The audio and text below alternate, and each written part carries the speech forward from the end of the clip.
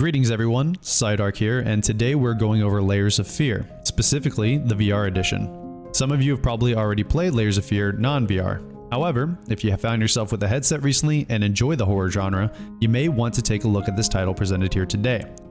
I myself was a big fan when it first released back in 2016 for a number of reasons I'll explain in this video. Today's content will be broken up into 4 sections, those being graphics, gameplay, replay value, and lastly, my overall rating. Before we go into it though, let's first take a look at what the game is about. Layers of Fear is a first-person psychedelic horror game with a heavy focus on story and exploration with some puzzle solving.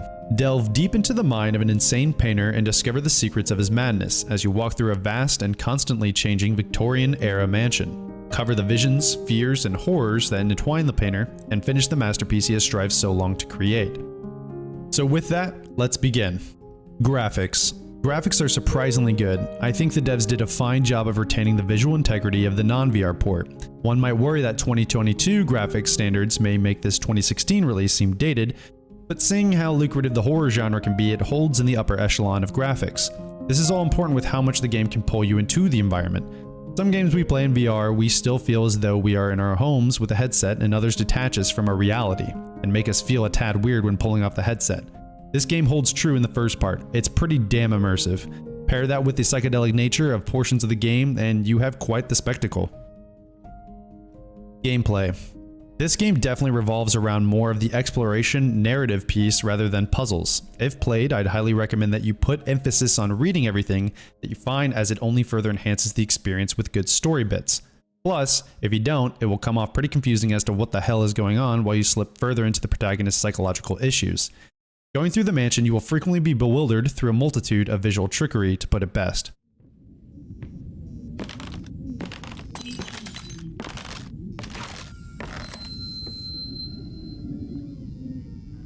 I'm tripping the fuck out right now.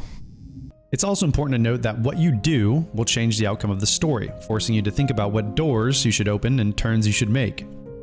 The atmosphere applied in this game is one of a kind. Some horror games you go into it looking for just a heart racer and some good laughs when watching your friends freak out. However, this game has such a beautiful artistic value applied to it through the mixture of story, art, and music. The very beginning starts off incredible with the play of atmosphere. You hear the storm going on outside with rain tapping the windows and just the most beautiful piano playing in the background.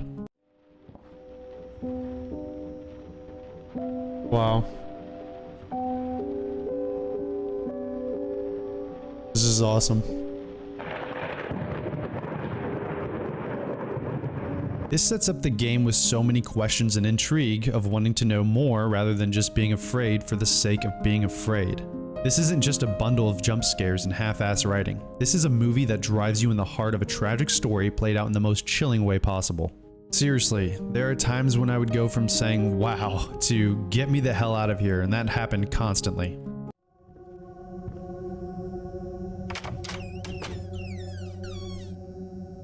Go here or should I go there? Not really too sure where to go. Last time I fucking tried to open up one of these doors is fucking hell, man. It's that meticulous pacing of allowing the heart rate to settle before blasting me with spooky ass shit again. Now, before we move on, I want to mention that this game almost feels as if it were meant to be experienced in VR. For those of you watching that are on the fence of purchasing essentially the same game and wondering if the VR port is worth it, I believe it is. My second experience through was 10 times scarier than the 2D platform. Now, I'm not saying that playing it on a flat screen makes it any less scarier. It's freaking scary either way, and just as good either way. Next up, we have replay value. There really isn't too much to say on replay value. The game is a single-player story-based experience. However, I included this to mention that based on how you play, you can achieve one of 3 endings. So that may be enough for some, and perhaps not for others, but either way, it should be mentioned. And finally, we've arrived at my final verdict, which is 7.5 out of 10. The game is truly a unique experience within the horror genre, and the only reason I took off points was due to the gameplay length, which my playtime hovered just around 3.5 hours. Granted, I only played one time through, so that actually could be longer.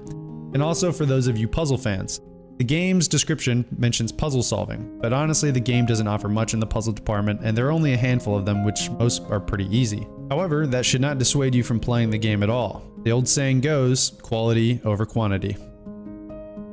And that wraps up this video. I'm currently a very small YouTuber, guys, so just getting my foot in the door and would greatly appreciate a like or subscribe. If not, as always, that's cool too. And I'll see you guys on the next video. Peace out. And this is where the game begins, boys.